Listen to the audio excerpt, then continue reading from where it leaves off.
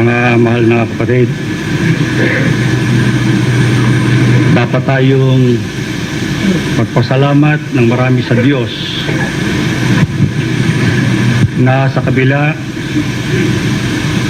ng maraming nagaganap na kapahamakan sa buhay at sa napakaraming suliraning bumabangon sa kasalukuyan, ay namamalaging buhay ang ating pananampalataya. Namamalagi kayo sa loob ng iglesia na taglay ang pag-asa sa lahat ng mga pangako ng Panginoon Diyos. Totoong napakabigat ang kasalukuyang dinaranas ng daigdig, lalong-lalo na ang ating bansang Pilipinas. Ang totoo ay marami ang nagtataka kung bakit sa kabila ng katotohanan ang Pilipinas ay nasa matinding paghihirap dahil sa pagbaksak ng kabuhayang bansa, ay siya pang inaabot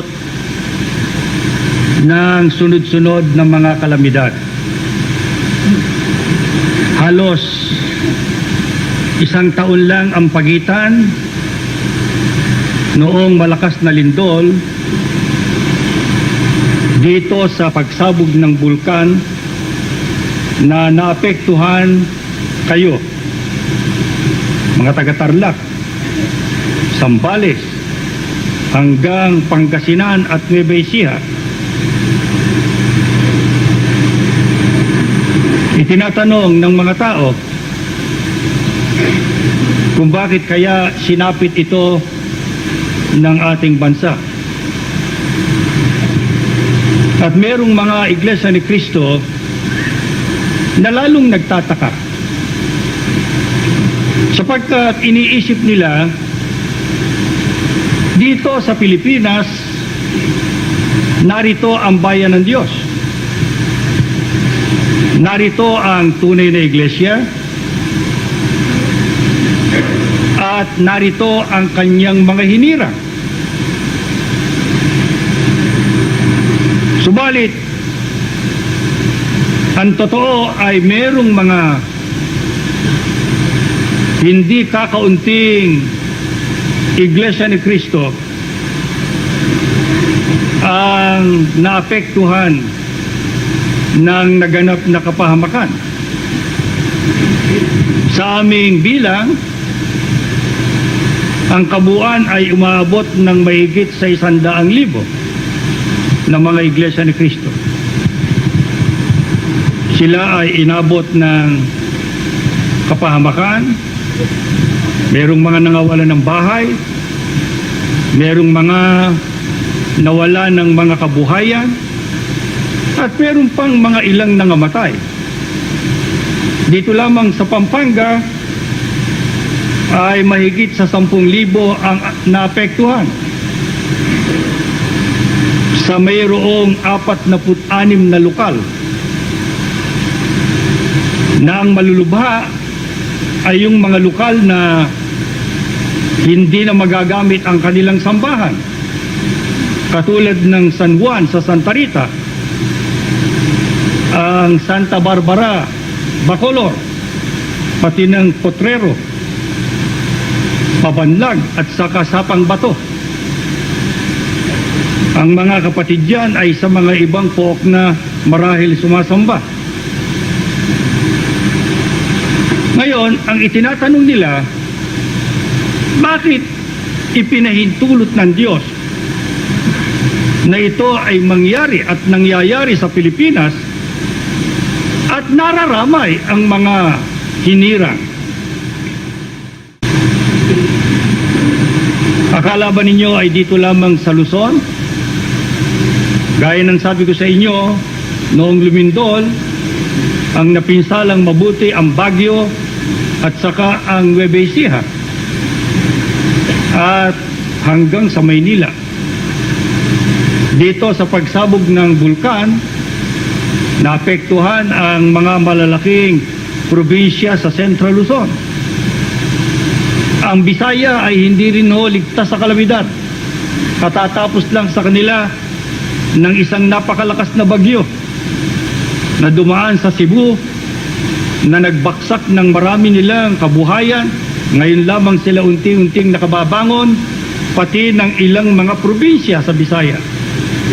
Ang Mindanao ay binabantaan ngayon hanggang sa pagpasok ng bagong taon ng isang matinding pagkakatuyo dahil sa tinatawag na El Nino.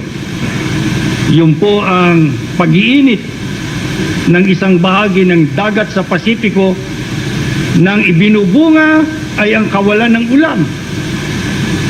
Kaya marami ang mga pananim na masisira, karagdagan na naman sa paghihirap ng Pilipinas. Dito sa parties ng Katagalugan ay kasalukuyang nananalanta ang red tide, ang pumapatay ng mga laman dagat na kinakain ng tao at hanap buhay ng maraming taga roon. Itong mga pangyayaring ito ay naghahanap ng kasagutan. Pero sasabihin ko sa inyo, mga magulang at mga kapatid, na huwag kayong magtaka sa bagay na yan. Huwag. Sapagkat ang mga propeta ng Diyos,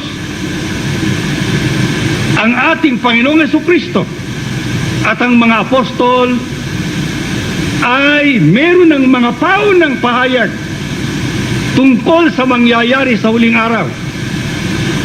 At yun hong mga pahayag na yon ay nasulat sa Biblia.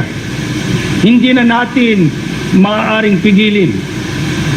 Hindi po maaaring masira ang mga salita ng Diyos na nakatakda na maganap sa huling araw.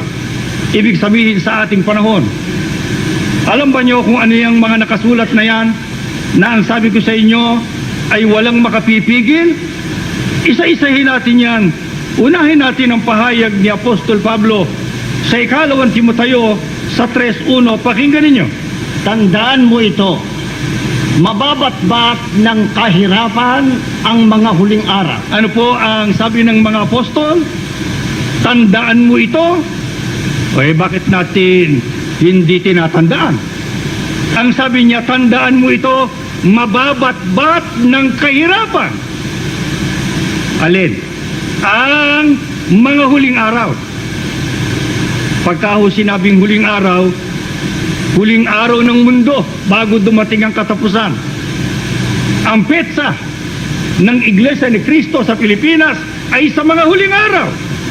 Kaya tayong makasasapol nitong nakasulat na ito na magaganap sa huling araw, mababatbat ng kahirapan. Hindi hulang kahirapan. Ano pong uri ang panahon sa huling araw? Pakinggan ninyo, diyan din sa talatang yan sa ibang pagkakasali naman. Tandaan ninyo ito, nakapangingilabot ang mga huling araw. Mapipigil ba ninyo yan? Ano pong uri ang panahon sa huling araw? Tangi sa ito ay batbat na ng kahirapan. Isang panahong nakapangingilabot, ang sabi ng Biblia. Bakit po nakapangingilabot ang tawag sa panahon sa huling araw? Ano ho ba ang mga mangyayari sa mga huling araw na yan? Pakinggan ninyo ang pahayag ng isang propeta ng Diyos, sapagkat sabi ko sa inyo kanina, propeta, si Kristo, mga apostol, ay parang nagpahayag tungkol sa mga mangyayari sa huling araw. Pakinggan ninyo ang sabi ng mga propeta, bakit nakakikilabot ang huling araw? Sa Ezekiel 7:5 hanggang 7. Ipinasasabi pa ng Panginoon, hindi na magtatagal at sunod-sunod na kasawian ang aabot sa inyo. Kailan? Tuloy mo. Dumating na ang wakas. Ito na ang inyong hangganan. Dumating na ang inyong katapusan, mga mamamayan ng lupain. Dumating na ang panahon. Anong panahon? Malapit na ang araw ng kaguluhan. Ano po ang sabi ng Biblia? Bakit daw ho nakapangingilabot ang mga huling araw? Sapagkat itinasasabi ng Diyos na sunod-sunod na kasawian ang aabot sa tao. Kailan po magaganap ang sunod-sunod na kasawian? Pagka malapit na ang panahon ng wakas, pagka malapit na ang hangganan ng sanglibutan. Masisira ba yan? Pagka hindi naganap yan, hindi totoo Biblia. Pagka naganap yan, lalo kayong dapat sumampalataya. Nakasalig ang inyong pananampalataya sa katotohanan, sapagkat ang ating sinasampalatayanan ay pawang nakasulat sa Biblia na katotohanan. Ano ho yung mga sunod-sunod na kasawiang yan na mangyayari pag malapit na ang wakas o sa mga huling araw? 15. Nasa labas ng bayan ang tabak, nasa loob naman ang salot at kagutom. Ang nasa bukid ay namamatay sa tabak. Ang nasa loob ng bayan ay nauubos sa salot at kagutom. Hindi ho ba nangyaring lahat yan? Salot, tabak, kagutom. Ano po ang ibig sabihin ng tabak? Pagpatay. Kaya laganap ang terorismo sa buong mundo. Laganap ang karahasan sa Pilipinas. Nagpapatay ng Pilipino sa kapwa Pilipino. Merong mga taong labas. Merong mga rebelding sundalo. Ano po ang ginagawa? Pumapatay ng sagisag ay ang tabak. Eh hindi lamang tabak, salot. Yun hong mga peste. Yun hong mga red tide. Yun ho ay mga salot. Yung mga tagtuyot. Yan ay mga salot. Yung iba't ibang uri ng mga sakit. Eh hindi pa ho nadidiscover ang luna sa cancer ay meron pang mas malubha sa cancer ang AIDS. Yan ho ay pambuong daigdig. Ang sabi nung una, para tamaan ka ng AIDS, sing katumbas ng tinamaan ka ng kidlat. Bihira naman ang tinatamaan ng kidlat. Yun ho ang sabi nung una. Bihira rin ang tatamaan ng AIDS. Pero sa bagong pagsusuri ho ngayon sa Amerika, kahit na wala kang sexual na contact sa may AIDS, pwede kang magkaroon ng sakit na yan. Na yan po ay totoong nakababahala ngayon sa buong mundo sapagkat lumalaganap ang salot na yan. Tama na naman ang Biblia. Tagutom! Akala ba niyo ang Pilipinas lang ang nagkakagutom? Baka akala niyo ang Amerika hindi ho nagdaranas ng kagutom. Halos ika-4 na bahagi ho ng mga mamamayan sa Amerika ay nagugutom. Ang Rusya ho ay bumaksak na rin ang ekonomiya. At sila man ay meron na rin dinaranas na kagutom sa iba't ibang panig ng daigdig ng mga bansang maliliit at malalaki. Sa Asia, sa Afrika, laganap ho ang tagutom. Ano sabi ng Diyos? Pag malapit na ang wakas, sunod-sunod na kasawian ang darating sa mundo. Paano natin mapipigil yan? Sige, magtataka kayo? Magtataka tao? Bakit kayo magtataka? Nakasulat yan. Pagka hindi natupad yan, hindi totoo ang Diyos, sapagkat ang Diyos ang may pahayag niyan. Alinsunod naman sa ating Panginoong Jesucristo, ano-ano ho ang magaganap pagka malapit na siyang dumating, pag malapit na ang wakas o sa huling araw. Pakinggan ninyo ang sabi ni Jesus, Lucas 21:11 at 27. Magkakaroon ng malalakas na lindol, magkakagutom, at magkakasalot sa iba't ibang dako. Ano pa? May lilitaw na mga kakilakilabot na bagay at mga kadilagilalas na tanda buhat sa langit. Ano ang susunod? 27. Sa panahong iyon, ang anak ng tao'y makikita nilang dumarating na nasa alapap. May dakilang kapangyarihan at malaking karangalan. Ano po ang sabi naman ng ating Panginoong Jesucristo? Pag malapit na siyang makitang mahayag diyan sa alapap, ibig sabihin ang kanyang ikalawang pagparito na siyang katapusan ng mundo. Ang sabi ni Jesus, magkakaroon ng malalakas na lindol. Pangkaraniwan ho ang lindol. Pero ito ang sabi ni Kristo, sa huling araw, puro malalakas ang magaganap na lindol. Magkakagutom, magkakasalot, at magkakaroon ng mga kakilakilabot na mga bagay. Nagkakaisa ho ang mga propeta, ang mga apostol, ang ating Panginoong Jesucristo, kung anong uri ang panahong ito. Mga kapatid, huwag yan ang inyong kakilabutan. Ang inyong antabayanan, nakahanda ba kayo sa pagdating ni Jesus? Kaya pinapangyari ng Diyos yan para gisingin ang sangkatauhan. Nawawakasan niya ang mundo. Hindi naman siya iniintindi ng tao. Patuloy din ang tao sa lahat ng uri ng katampalasanan, sa lahat ng uri ng pagsamba sa Diyos-Diyusan, sa lahat ng uri ng mga krimen at kalayawan. Hindi nila iniintindi ang paghukom. Pero kayo, tayong mga hinirang ng Diyos, tayong nakaunawa nito, tayong ginigising ng Diyos, humanda ka. Ang susunod sa mga kakilakilabot na nangyayaring yan, ang pagparito ng ating Panginoong Jesucristo. Ano ho ang magiging dahilan? Ang isang dahilan niyang mga malalagim na mga pangyayaring yan. At gaano kalapit tayo sa araw ng paghukom. Pakinggan ninyo sa Apokalipsis sa 12 at 12. Magala kayo, kalangitan, at lahat ng naninirahan diyan. Subalit kalagim-lagim ang daranasin ninyo, lupa at dagat. Pare-pareho Ang sumulat niyan si Apostol Juan sa pinakahuling aklat ho ng Biblia, ang Apokalipsis. Kalagim-lagim daw ang mangyayari sa lupa. Kakilakilabot naman ang sabi ng ating Panginoong Jesucristo. Sabi naman ng mga propeta, sunod-sunod na mga kasawian. Bakit kaya? Ano ang isang dahilan na magpapalagim dito sa mundo? Sapagkat, tuloy mo, Sapagkat ang matinding poot ng Diablo ay babagsak sa inyo. oh, Alam niyang konting panahon na lamang kaunting panahon na lang ang ano? ang nalalabi sa kanya. Kita niyo na? May kagagawan din pala si Satanas niya. Kaya kung sabihin niyo sa akin, bakit yung ibang mga iglesia ni Cristo tinamaan? Sino pa ba kagagalitan ni Satanas? Yung bang mundo, yung bang sanglibutan, kagagalitan pa ni Satanas, kanya na yon. Siyempre ang kapopotan niyang higit sa lahat, yung mga hinirang ng Diyos. Ang sabi ng Biblia, saba ng lupa, kalagim-lagim ang daranasin ninyo, sapagkat matinding poot ng Diablo ang babaksak sa inyo. Dahil alam niya, kaunti na lang ang panahong natitira sa kanya. Kaunti. Kaya na magbigay ng pakahulugan doon sa kaunti. Wala akong petsang binibigay ng Biblia kung kailan ang paghukom.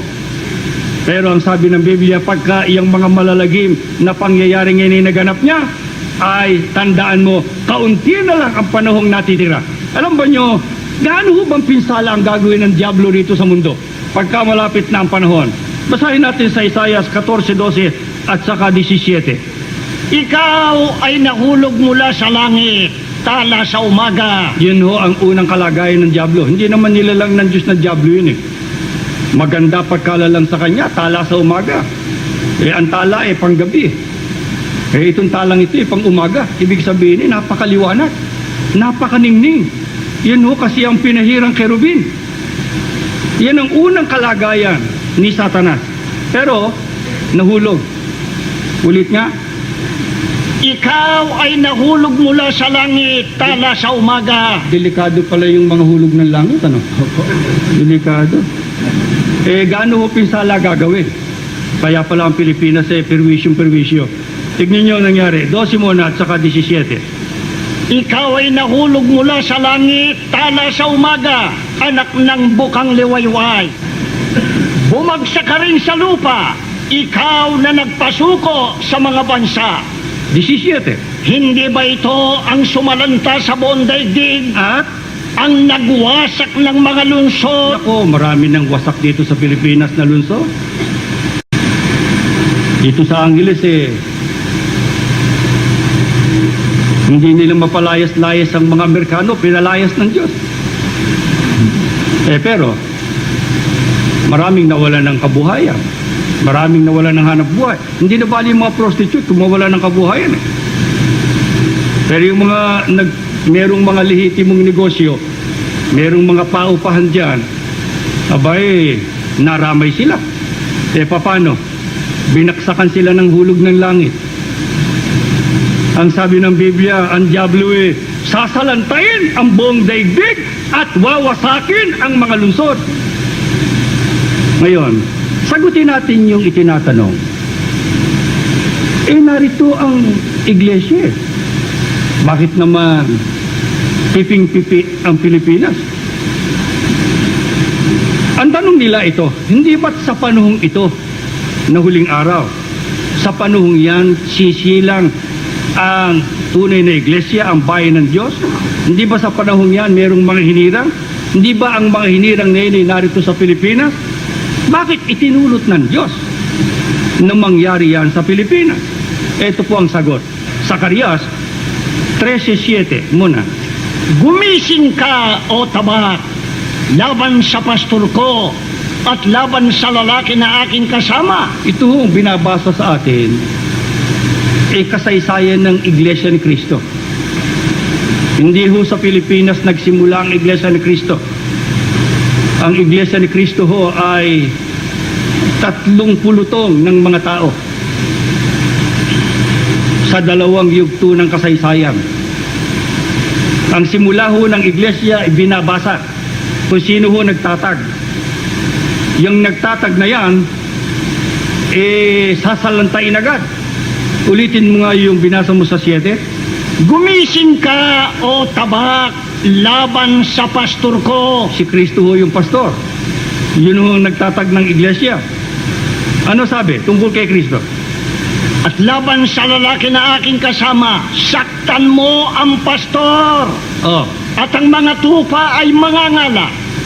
At aking ipipihit ang aking kamay laban sa mga maliit. Nangyari ho yun. Si Kristo ho ay hindi lang nasaktan, si Kristo po na Panginoon ay napatay. At pagkatapos na siya ay mapatay, ay ipipihit naman ang kamay sa maliliit. Sa Biblia, pag binasa niyo ang Mateo 10:40 hanggang 42, ang tinutukoy na maliliit yung mga apostol. Ang sabi ni Kristo, sino mang magpainom sa mga maliliit na ito, ang tinutukoy yung kanyang mga tagapangaral noon. Sa makatwid, pagkatapos na si Kristo ay usigin, ibabaling ng diablo ang pag-uusig sa mga apostol. At ano mangyayari sa iglesia? Ang mga tupa ay mangangalat. Ano nga ho ba nangyari nang usigin ng unang iglesia? Nangalat ang mga kapatid sa Judea, sa Galilea, sa Samaria, at umabot sa baybay ng Asia Minor. Kaya nagkaroon ng iglesia sa mga hintil. Sa panahon ni Apostol Pablo, pinuntahan niya yung mga kapatid na nagsipangalat kung saan-saan lugar, sa dako ng mga hintil, kaya nagkaroon ng iglesia sa mga hintil. Ang mga unang kaanib sa unang iglesia, Hudyo at saka hintil. Ano ho mangyayari dyan sa dalawang kaanib na yan? 8. Apoy, dadalhin sa apoy. Pero, makasasama ba sa kanila? Masakit yung apoy Pero makasasama ba sa kanila? Ang sabi ng Diyos, sila'y dadalisayin ko na parang pilak. Alam ho ba yung apoy, saan ho ba ipinandadalisa yan? At ano ho ang katumbas niyan? Tignan natin sa unang Pedro 1:7. Ang ginto na nasisira ay pinararaan sa apoy. Ayon. Upang malaman kung talagang dalisay. Ano katumbas sa atin? Gayon din naman, ang inyong pananampalataya na higit kay sa ginto ay pinararaan sa pagsubok upang malaman kung talagang tapat. Ano po ang ibig sabihin dadalhin ng ikatlong bahagi sa apoy?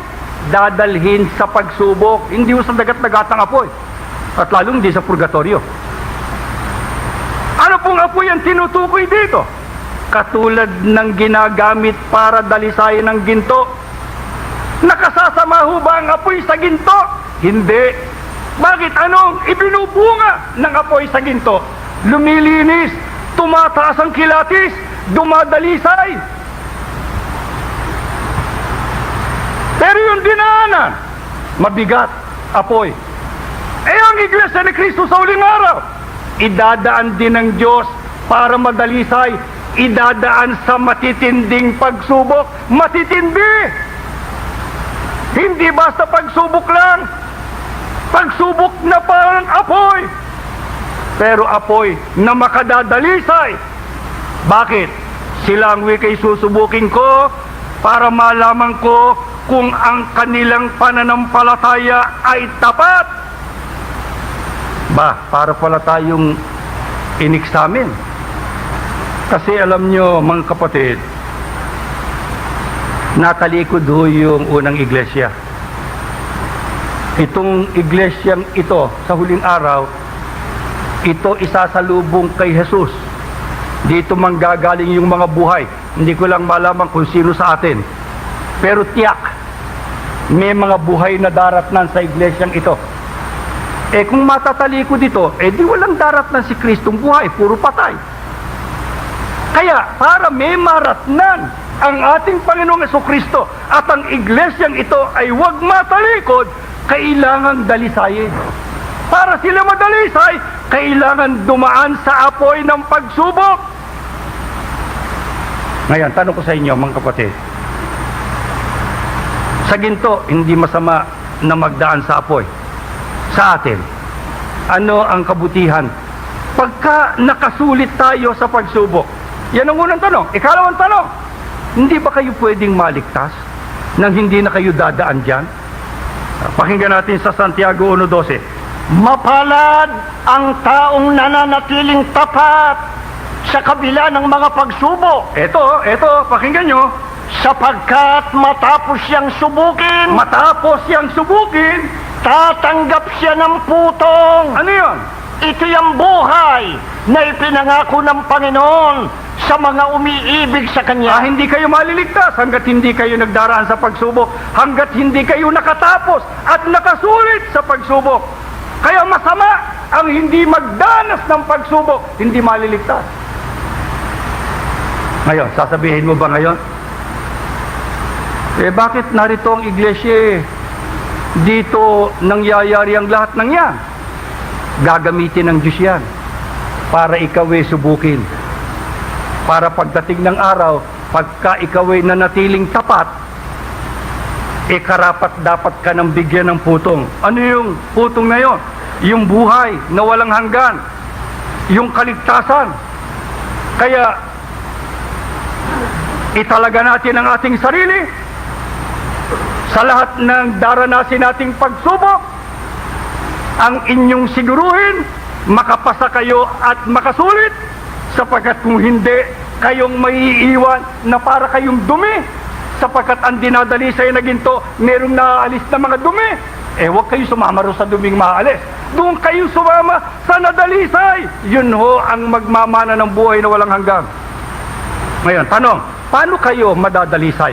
Paano kayo makapapasa sa pagsubok? Ito po, pakinggan natin sa 23:10 hanggang 12 ng Hope.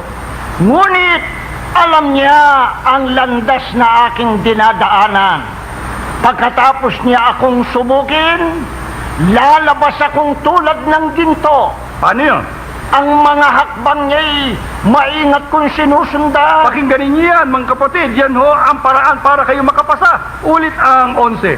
Ang mga hakbang niya'y maingat kong sinusundan. Nanatili ako sa kanyang daan. Sige. Hindi ako lumihis, bahagyaman. Sige pa. Hindi ako lumayo sa kanyang mga utos. Sige pa. Ang mga salita niya'y higit kong pinahalagahan kaysa pagkain ko araw-araw. Paano ho kayo makapapasa? Sino ho ang makapapasa? Kaparis ni Job. Hindi ho ba si Job nagdaan sa mabigat na pagsubok? Na wala lahat ng kabuhayan niya? Wala lahat. Hindi na bali yung kabuhayan, mapapalitan Nawala lahat ng kanyang mga anak. Ang natira sa kanya yung asawa. Mabuti sana kung mabuting asawa. Salbahe yung asawa Bakit? Akalain yung noong nakita si Job na hirap dahil tinubuan ng bukol si Job mula sa ulo hanggang sa paa. Hindi ho makahiga, ni hindi makaupo, ni hindi makatayo. Kaya ang ginawa ni Job, naglatag ng mga abo. Yun ang ginawang pinakakutsyon. Dahil hirap na siya. Yung asawa ho, ang sabi sa kanya, hindi ba nahahalata pa yung nangyayari sa'yo? Naglingkod ka ng tapat sa Diyos mo, yan ang iginanti sa'yo. Talikuran mo na siya! Talikuran mo na! Ito sagot ni Job.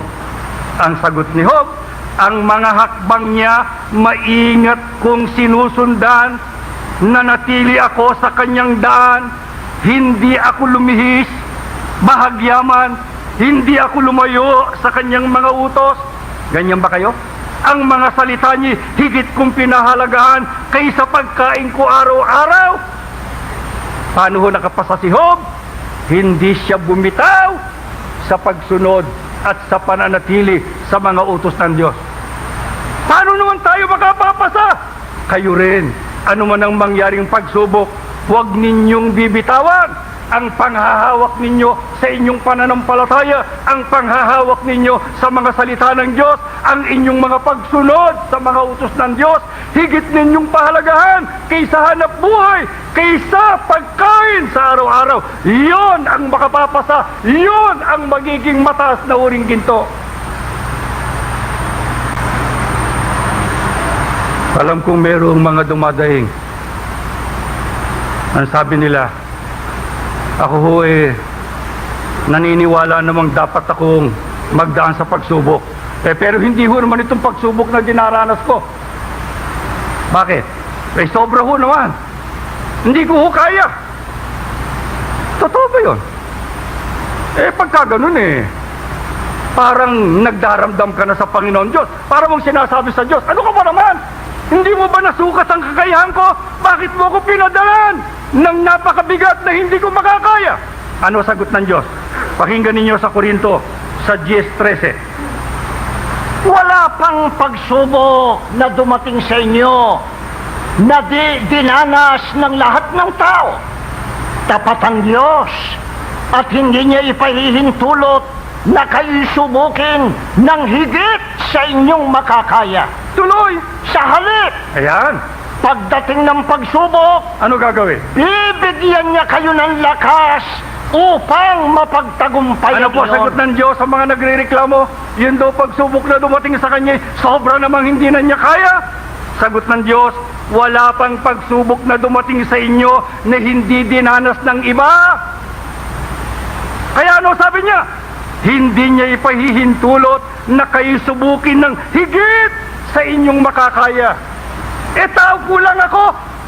Hindi ko talagang makakaya. Sabi ng Diyos, pagdating ng pagsubok, bibigyan kanya ng lakas para mapagtagumpayan mo yon. Alam ba niyo mga kapatid kung sino yung mga hindi nakapasa sa pagsubok? Balikan muna natin yung Job na iwan natin. Ang 4:5 hanggang 6. Basahin mo ngayon. Bakit ngayon dumaranas ng matinding kahirapan ay tila ka nang hihina at wari ibig na mabuwal? Yun ang tanong ng Diyos. Ikaw ay matapat at may takot sa Diyos. Dapat sana'y manatiling matatag ang iyong loob. Ano po nangyayari sa iba? Nanghihina, nasisiraan ng loob, nanglulupaypay. Yung po hindi nakapasa. Sino nakapasa? Yung nanatiling matatag. Kamukha nyo. Abay, kahit yata harangin kayo ng kanyon hindi na kayo mapipigil sa inyong paglilingkod sa Diyos. Gaano karami na dito sa Pampanga? Alam nyo itong Pampanga, ito ang kauna-unahang distrito, dibisyon pa ang tawag natin. Itong Pampanga ang kauna-unahang dibisyon ng iglesia sa Pilipinas. Kaya nandito mga matatandang ministro, nandito mga matatandang kapatid. Isipin ninyo, yung iba'y 1914 pa, hanggang 1918, 1920, Iglesia ni Cristo na, hanggang ngayon Iglesia ni Cristo pa. Aba, sobra na hong batayan niyang pasado na sa pagsubok. Pasang-pasa sa pagsubok. Sino hindi nakapasa? Kababautis mo lamang inang lamig na.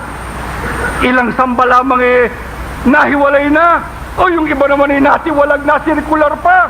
Hindi ho nakapasa. Ano dahilan? Dumadaing sila. Aba, maski sa pag-aaral. Alisin mo examen?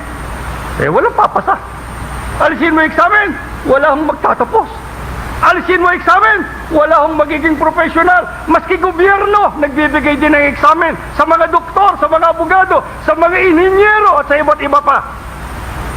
Bakit naman ang Diyos pagre-reklamuhan natin? Pagkabinigyan tayo ng examen, anong kailangan para tayo makapasa? Isa lang ang susi, manatili ka at sumunod ka. Huwag kang hihiwalay sa kanyang mga daan, sa kanyang mga utos.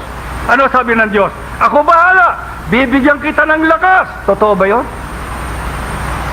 Totoo ba yun sa iglesyang ito? Pakinggan natin yung binasa natin kanina sa Zacarias 13:9. At aking dadalhin ng ikatlong bahagi sa apoy. Tayo yun, tayo. At sila'y dadalisayin ko na parang pilak na dalisay. Ayan. At sila'y susubukin ko na parang pagsubok sa ginto. Ito, sabi ng Diyos, pag nangyari na yan. Sila'y magsisitawag sa aking pangalan. Oh, yan ang lakas. At aking silang diringgin. Yan po, lakas. Aking sasabihin, siya'y bayan ko. At kanilang sasabihin, ang Panginoon ay aking Ano Diyos. po ang sabi ng Diyos? Na lakas na ibinigay niya sa iglesyang ito na kanyang idadaan sa apoy ng pagsubok. Ang sabi ng Diyos, magsisitawag sila sa aking pangalan, akin naman silang diringgin. Ang diferensya, baka yung iba hindi tumatawag o hindi totohanan ng pagtawag. Ang sabi ng Diyos, sasabihin ko, sila'y bayan ko, sasabihin nila, ang Panginoon ang aking Diyos. Hindi naman tayo hinihiwalayan ng Diyos eh.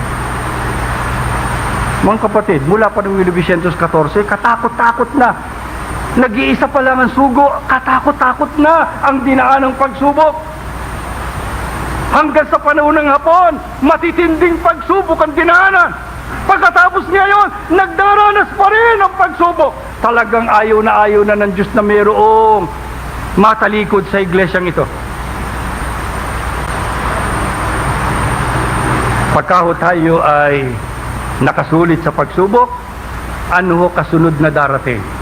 Ano pangako ng Diyos sa iglesyang ito na darating sa kanila pagka sila'y nakapasa sa pagsubok? 62:11 hanggang 12. Narito, ang Panginoon ay nagtanyag hanggang sa wakas ng lupa. Inyong sabihin sa anak na babae ng Siyon, narito, ang iyong kaligtasan ay dumarating. Yan po kasunod. Ulit yung bahagi nyo. Narito, ang iyong kaligtasan ay dumarating. Narito, ang kanyang kagantihan ay nasa kanya. At ang kanyang ganti ay nasa harap niya. Tuloy. At tatawagin nila sila ang banal na bayan, Tuloy. ang tinubos ng Panginoon. Sige pa. At ikaw ay tatawagin, hinanap at bayang hindi pinabayaan. Ano po ang tawag sa bayang ito? Bayang hindi pinabayaan. Bayang hinanap, inubos ng Panginoon. Anong kasunod na darating? Ang kanilang kagantihan. Alin yon? Ang kaligtasan. Paano nga? Nakadikit sa araw ng paghukom. Ano ba kasunod pa? Ano pa ba mangyayari? Sabihin na natin nagkalindol pa. Sabihin na natin sumabog ang lahat ng bulkan. Ang katapos-tapusan niya ni si Jesus. Pasasabugin niya buong mundo sa apoy at asupre. Lilipulin niya lahat ng taong kasalanan. Pero yung Iglesia ni Cristo at ang lahat ng mga banal noong una, bubuhayin niya mula sa libingan.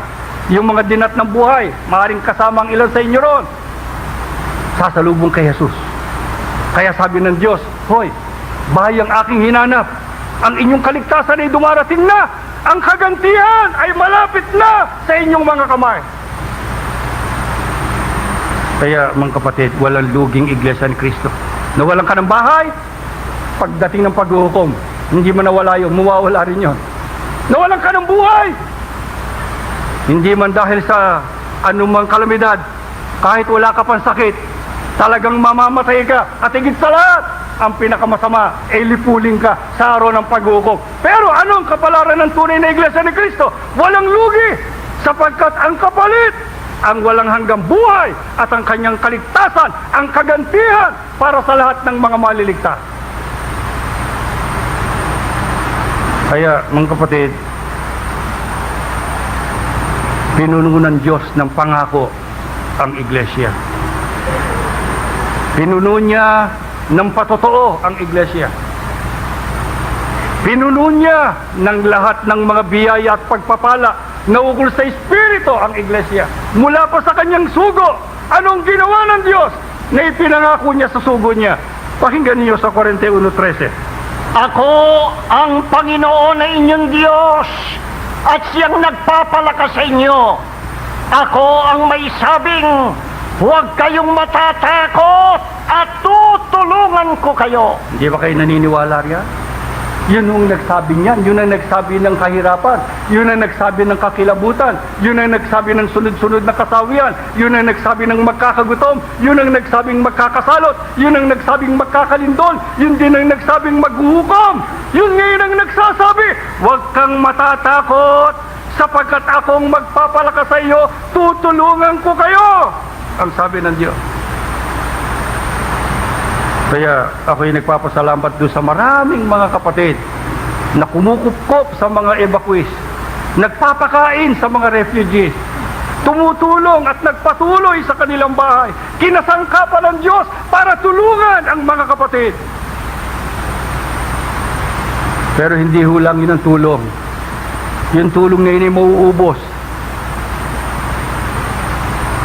Ang hindi ho mauubos, ang tulong ng Diyos.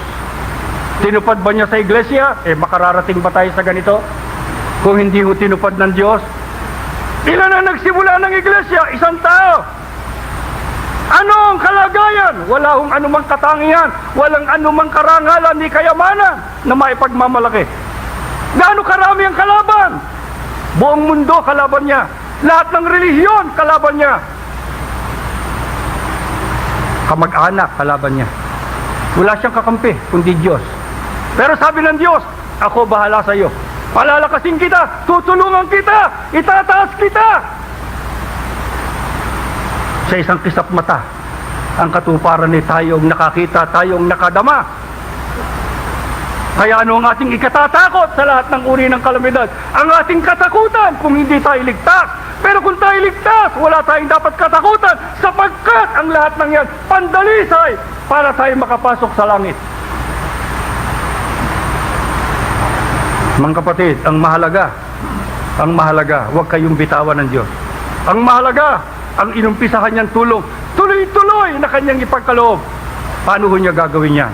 Paano gagawin ng Diyos na tuloy-tuloy niya tayong kakalingain, tuloy-tuloy niya tayong pagpapalain? Pakinggan niyo ang 36G. Patuloy mong kalingain ang sa iyo'y umiibig. Patuloy mong pagpalain ang may buhay na matuwid. Ano po ang sabi ng Biblia? Sino raw po ang tutulungan ng Diyos ng tuloy-tuloy? Inumpisahan niya, hindi niya lalagutin ang pagtulong. Ang sabi, patuloy mong kalingain ang sa iyo'y umiibig. Yung bang hindi sumasamba, umiibig ba yon? Mas iniibig nyo ng kapakanan niya sa buhay, kaya nga iniwanan ng pagsamba. Hindi mahalaga sa kanya ang Panginoon Diyos, pero yung umiibig sa Diyos, binaksakan na ng lahat ng kalamidad. Hindi mapigil sa pagsamba sapagkat tapat ang pag-ibig niya sa Diyos. Yun po ang patuloy na kanyang iibigin. Sino ang patuloy niyang pagpapalain? Yung may buhay na matuwid. Huwag kayong papayag, mga taga rito sa Angeles.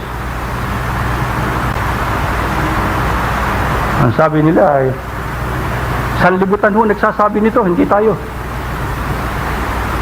Yun daw hong Angeles at saka Olongapo, Sodom at Gomora. Kaya raw, binaksakan ng bulkan at saka ng lahar. Sodom at Gomora. Sabi nila yan, hindi tayo may sabi niya.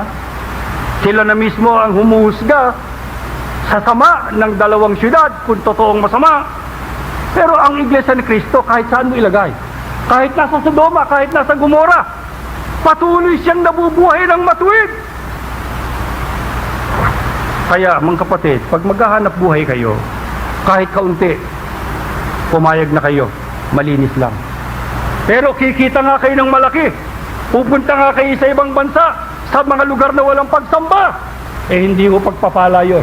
Sumpa yun. Ipinagtatabuyan na kayo ng kapalaran.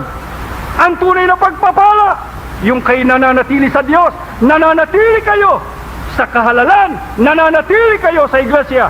Ano man ang kitain ninyo, iglesia kayo ni Kristo, nabubuhay kayo ng matuwid, patuloy niya kayong pagpapalain.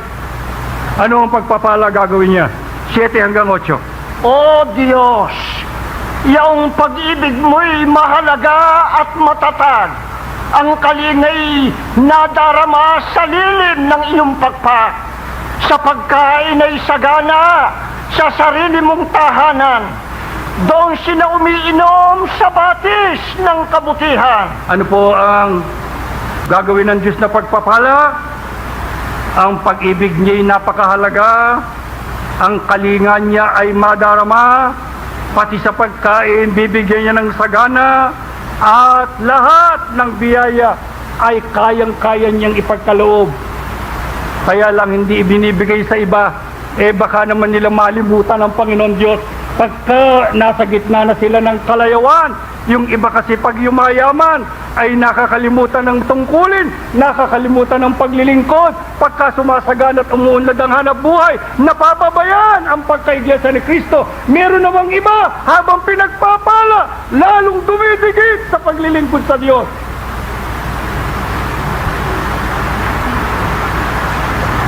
Mga kapatid, kayo ang iba sa inyo ay, ang karamihan sa inyo ay mga magulang na. Meron na kayong mga anak. Dalawang klase ho ang pagpapalaki sa anak. Isang ibigay mo lahat ng gusto niya, hanggang sa mahulog siya sa kalayawan, at magkaroon siya ng sari-saring bisyo sa katawan, hanggang sa makalimutan niya ang paglilingkod sa Diyos. Ganun ba kayo? O dinidisiplina ninyo ang inyong anak hanggang sa pinapalo kuminsan, hindi lamang yung masamang palo, yung parusa na nakasulat sa Biblia na ang pamalo ay hindi inyo urong sa anak. Bakit ko nasabi yan? Tatanungin ko lang yung mga namamalo sa anak. Bakit yung pinapalo? Gusto ba nyo patayin? Kaya ba kayo namamalo ay para patayin ang inyong anak? O pinapalo ninyo para itwid? Yun ang inyong pagmamahal. Yun ang inyong pag-ibig. Sa makatwid, merong parusa na pag-ibig. Sabihin na natin, kaya ako nasabihan, sabihin na natin na yung ibang nagdanas at naramay sa kalamidad, sapagkat pinaparusahan sila ng Panginoon Diyos. Ang ibig bang sabihin hindi na sila mahal ng Diyos? Ang ibig bang sabihin sila'y itinakwil na ng Panginoon Diyos? Ano po ang pangako ng Diyos? Kung sakali man at sa isang pagkakataon nalayo siya sa iyo, sa isang pagkakataon napabayaan ka, sa isang pagkakataon para bagang iniwanan ka na niya. Pero ano pangako niya? Kung ikaw ay nakahandang sumunod sa Kanya. Pakinggan ninyo, 54:7 hanggang 8. Sandaling panahong kita'y iniwanan, ngunit dahil sa tapat kong pag-ibig, muli kitang kukupkupin. Sa tindi ng galit, nilisang kita sandali. Ngunit habang panahon kong ipadarama sa iyo ang tapat kong pagmamahal. Sino ba sabi? Tuloy mo. Yan ang sabi ng Panginoon na nagligtas sa iyo. Ano po sabi ng Diyos? Sa mga anak niyang pinarusahan niya sandali, iniwan niya sandali. Ang sabi ng Diyos, sandaling panahon kita'y iniwan, pero dahil sa tapat ang aking pag-ibig sa iyo, muli kitang kukupkupin. Ano sabi niya? Sa tindi ng aking galit, nilisang kita sandali, ngunit ang kapalit naman, habang panahon kong ipadarama sa iyo ang tapat kong pagmamahal. Si Job, pagkatapos yung idaan sa napakabigat na pagsubok, alam ba niyo ginawa ng Diyos? ibinalik ng makasampung beses. Pati anak, pinalitan.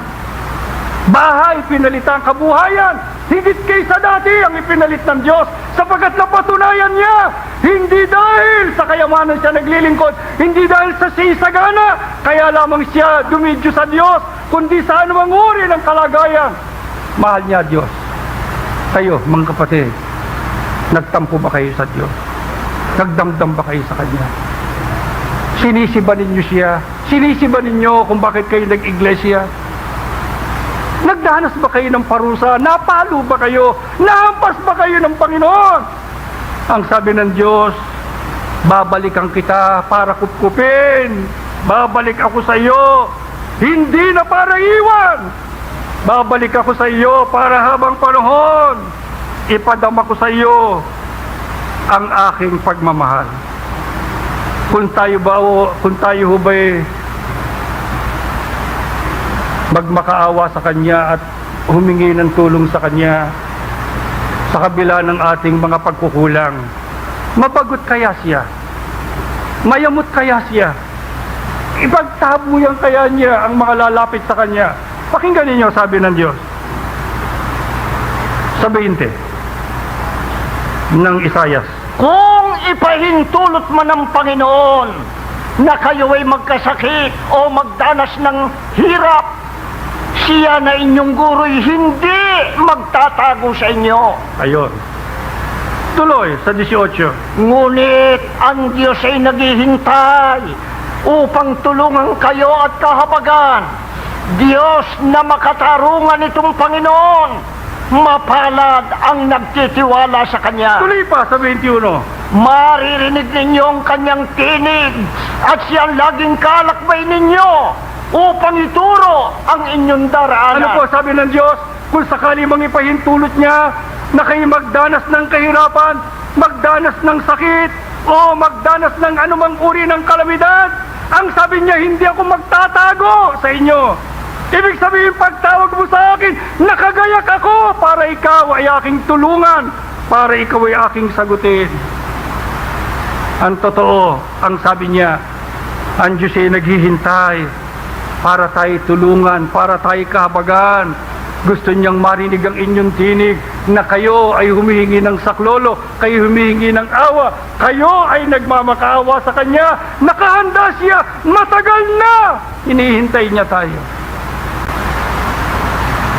Kaya alam kong dito sa pagsambang ito, narito siya ngayon para kayo ay damayan, para kayo ay lapitan.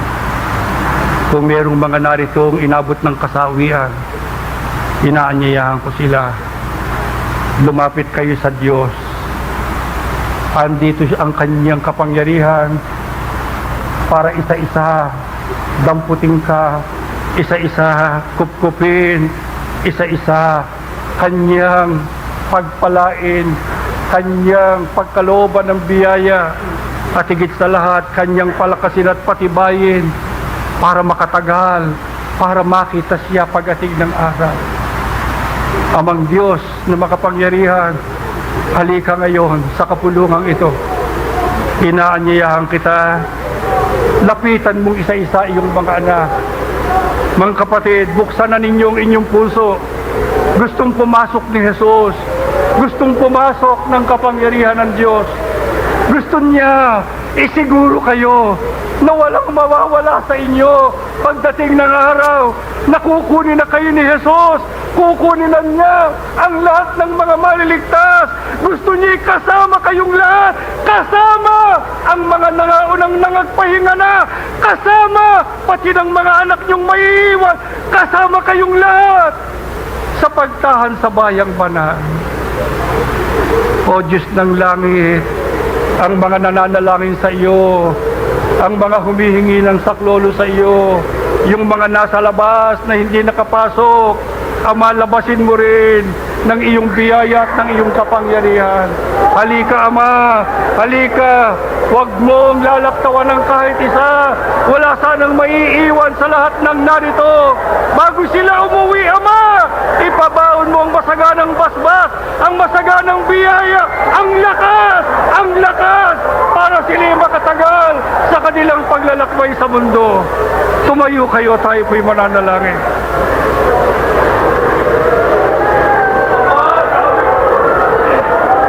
Sumasampalataya kami, Ama.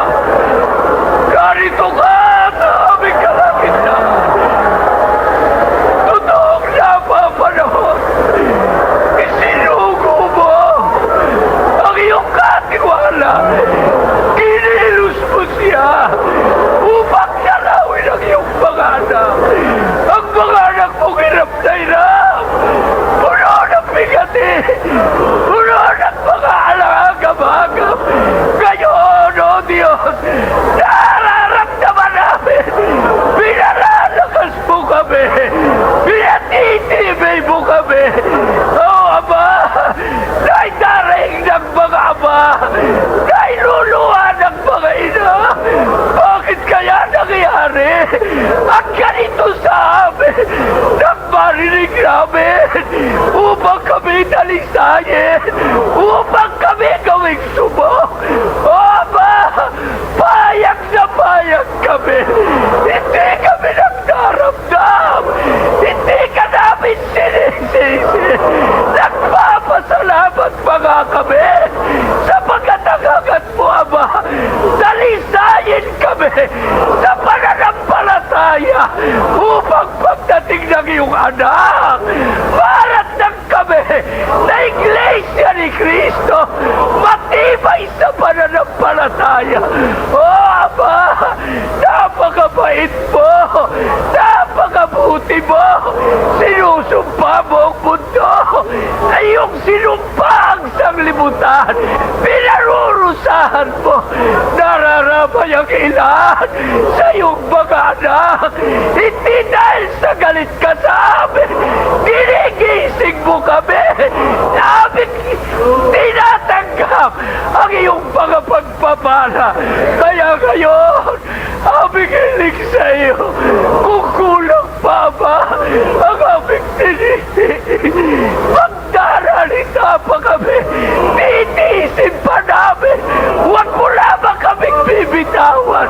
Huwag ka lamang lalayo sa amin sa ganitong pagkakataon. Pagka kami tumatawag, pagka humihimik ang mga ama, lumuluha ang mga ina, kasama ang mga anak, lalo na ang mga ulila. O Diyos, tumarin mo ang iyong pangako na sasagutin ang iyong mga anak. Tutugunin mo ang aming pagtawag. Nararamdaman namin, napakalapit mo sa amin. Ganito na sana habang panahon.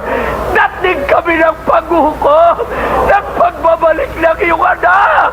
Matitibay kami sa pananampalataya at sa paglilingkod sa iyo.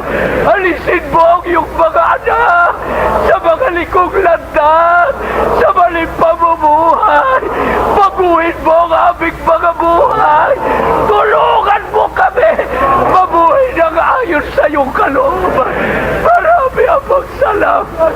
Maraming salamat. Salamat ng marami. Aming dalangin sa iyo. Tuwi-tuwi na. Ibigay sa amin si kapatid na radyo na buhay at malakas. Puno ng karunungan, ng kapangyarihan. Tama ang aming mga dalangin sa iyo. Isinagot mo. Narito siya sa amin. Nagbigay ng mga biyaya para palakasin ang iyong mga anak. Mahali ba, Ama? Hanggang sa paghuhukom, si anak nakukuna. Patuloy na niya kami. May salubog sa iyo at sa iyong bugtong na anak. Kasama ng iyong sugo. Sa huling araw na ito, ilalayo mo ang kapatid namin sa mabigat na karamdaman sa aming mga kaaway. Huwag mo siyang ibibigay. Ibigay mo ang karunungan, kapangyarihan, buhay at lakas, pati na sa kanyang buong angkan. Ang buong iglesia ipagpalain mo, lalo na ang mga ministro, mga manggagawa, ang mga may tungkulin. Gawin mong lahat na tapat. Mabuting katuwang para sa paghahanda sa buong iglesia. Sumasampalataya kami, Ama. Uwi kaming matatag, matitibay, at mananatili sa paglilingkod. Patawarin mo po kami sa ngalan ni Jesus na aming tagapagligtas.